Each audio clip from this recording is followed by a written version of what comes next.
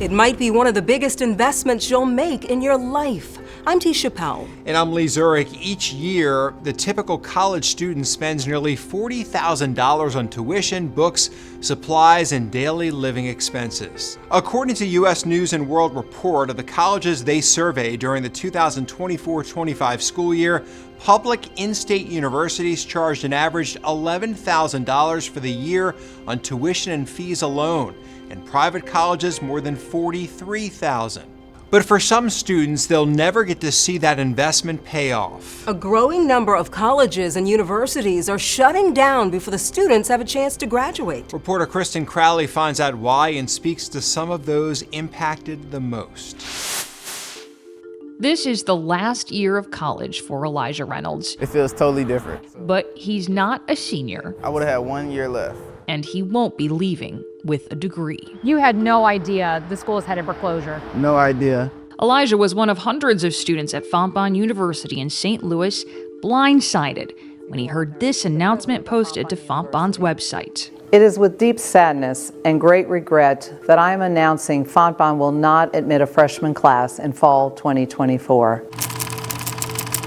Financial struggles that it couldn't overcome meant the end of its more than 100-year existence. If you had known the school was going to shut down before you could finish your degree, would you have gone there still? No, ma'am. Travion Swigart and Elijah were teammates on Fontbonne's football team. I enjoyed my time there. Unlike Elijah, Travion, a sophomore, opted not to return for the school's final year.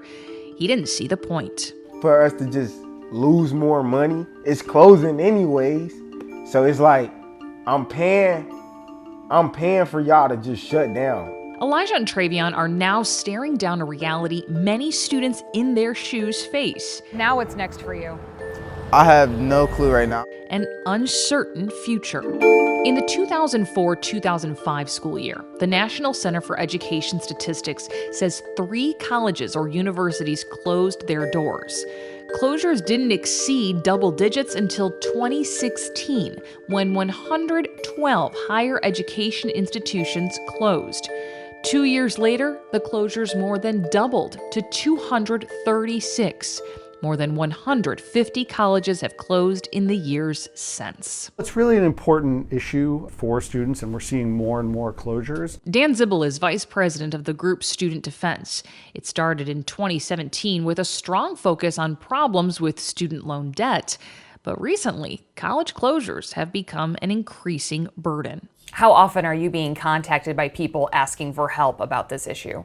All the time. We see this issue all the time for students who are, wondering what their rights are, for students who are wondering, how do I access, my school closed a year ago, how do I access my transcript? For-profit colleges make up the bulk of the closures, and that's been true for years.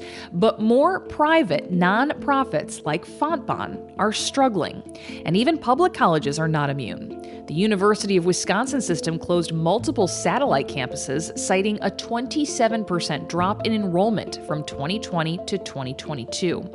Experts say lack of enrollment is a main driver behind the closures. There were more than 18 million undergraduates in 2010, a number that's dropped every year, hitting 15.2 million by 2023.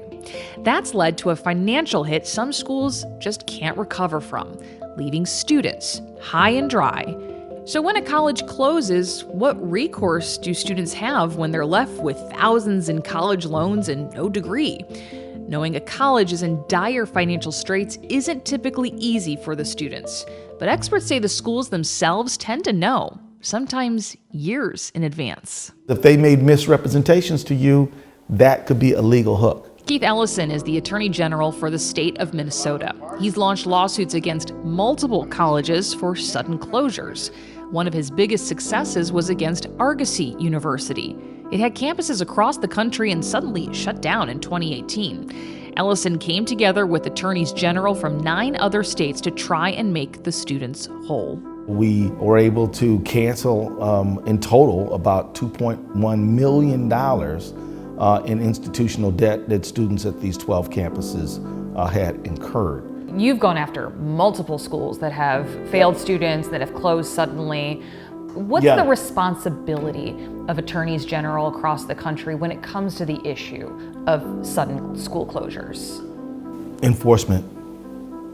You got to listen to the victims of these things. Elijah isn't sure if college is in his future anymore. Being able to play football and get my degree, that's what I wanted. He's weighing his other options, including finding a new career.